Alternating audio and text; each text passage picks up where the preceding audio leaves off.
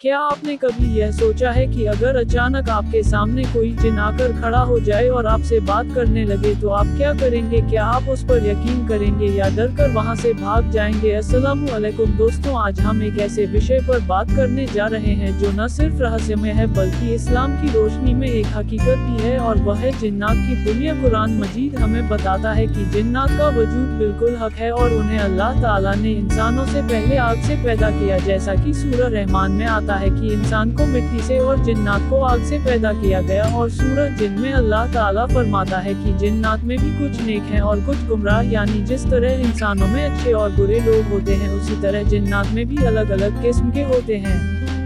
दोस्तों, दुनिया में कुछ लोग ऐसे होते हैं जो जिन्नात की हकीकत को समझने की कोशिश में अपनी पूरी जिंदगी लगा देते हैं। ऐसे ही एक शख्स का जिक्र किया जाता है जिनका नाम ईसा दाऊद बताया जाता है, जो मिस्र के एक लेखक और शोधकर्ता थे। उन्होंने जिन्नात के विषय पर काफी अध्ययन किया और अपनी किताबों में कई वाकयात बयान किए। उन्होंने ये दावा किया कि उन्होंने दुआओं और वज़ाइफ के जरिए जिन्नात से राब्ता करने की कोशिश की, और एक दिन एक जिन ने उनसे बात की। उस जिन ने अपना नाम इब्ने कुंजू बताया और कहा कि वह हिंदुस्तान के जिन्नात में से है।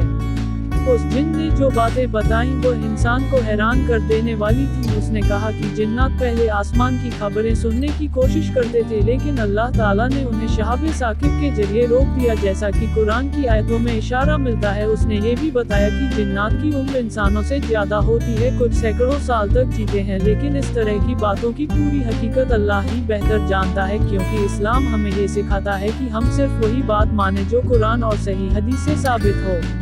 उसने आगे बताया कि जिन्नात में भी अलग अलग मजहब और फिरके होते हैं, कुछ मुसलमान होते हैं, कुछ काफिर होते हैं और कुछ गुमराह होते हैं। और यह बात कुरान से भी साबित है कि जिन्नात में भी ईमान लाने वाले और इनकार करने वाले दोनों मौजूद हैं। उसने ये भी कहा कि जिन्नात इंसानों की तरह ही अपनी दुनिया में रहते हैं, उनके अपने घर होते हैं, उनके परिवार होते हैं और उनकी अपनी जिंदगी होती है। वे जंगलों, पहाड़ों, वीरानों और ऐसी जगहों पर रहना पसंद करते हैं जहाँ इंसानों का आना जाना कम होता है। लेकिन दोस्तों, यहाँ एक बहुत जरूरी बात समझने की है। इस्लाम हमें यह नहीं सिखाता कि हम जिन्नात से संपर्क करने की कोशिश करें, बल्कि हमें उनसे दूर रहने की हिदायत दी गई है, क्योंकि यह एक खतरनाक रास्ता हो सकता है। बहुत से लोग जादू टोना या तंत्र मंत्र के जरिए जिन्नात को बुलाने की कोशिश करते हैं, लेकिन इस्लाम में ये सब हराम है और इससे इंसान गुमराही की तरफ चला जाता है।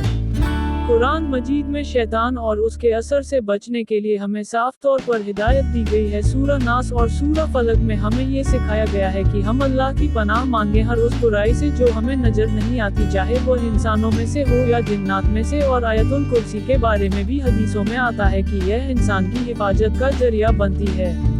दोस्तों, बहुत सी कहानियाँ और वाक़यात ऐसे भी सुनने को मिलते हैं जिनमें जिन्नात के बारे में बहुत सारी अजीब और डरावनी बातें बताई जाती हैं, जैसे उनकी बहुत ज्यादा उम्र होना, उनकी शक्ल बदलने की ताकत या उनका इंसानों के घरों में रहना। लेकिन इन बातों में से बहुत सी बातें ऐसी हैं जिनका कोई मजबूत इस्लामी सबूत नहीं है। इसलिए हमें चाहिए कि हम हर सुनी सुनाई बात पर यकीन न करें, बल्कि उसे कुरान और सही हदीस की कसौटी पर परखें। हजरत सुलेमान अलैहिस्सलाम का जिक्र भी कुरान में आता है, जिनके लिए अल्लाह ताला ने जिन्नात को मुसख्खर कर दिया था, यानी जिन्नात उनके हुक्म से काम करते थे। लेकिन यह एक खास मोजिज़ा था जो सिर्फ एक नबी को दिया गया था, इसलिए आम इंसान के लिए यह मुमकिन नहीं है कि वह जिन्नात को अपने काबू में कर सके। अब सवाल यह उठता है कि अगर जिन्नात का वजूद हक है तो हमें उनसे बचाव कैसे करना चाहिए? इसका जवाब भी इस्लाम हमें बहुत साफ तरीके से देता है। हमें चाहिए कि हम नमाज की पाबंदी करें, कुरान की तिलावत करें, खास तौर पर सूरह बकरा, सूरह फलक और सूरह नास पढ़ें, और हर वक्त अल्लाह को याद रखें, क्योंकि शैतान और बुरी जिन्नात उन लोगों पर ज्यादा असर डालते हैं जो अल्लाह को भूल जाते हैं। दोस्तों, इस पूरी बात का निचोड़ यही है कि जिन्नात का वजूद हकीकत है, लेकिन उनकी दुनिया हमारी नजरों से ओझल है। हमें उनके पीछे पड़ने या उनसे संपर्क करने की जरूरत नहीं है, बल्कि हमें अपनी जिंदगी को सही रास्ते पर चलाना है और अल्लाह की इबादत में लगाना है, क्योंकि आखिर में इंसान हो या जिन, दोनों को एक दिन अल्लाह के सामने पेश होना है और अपने अमाल का हिसाब देना है। तो दोस्तों, हमें चाहिए कि हम डर और वहम में पड़ने के बजाय अपने ईमान को मजबूत करें और अल्लाह पर भरोसा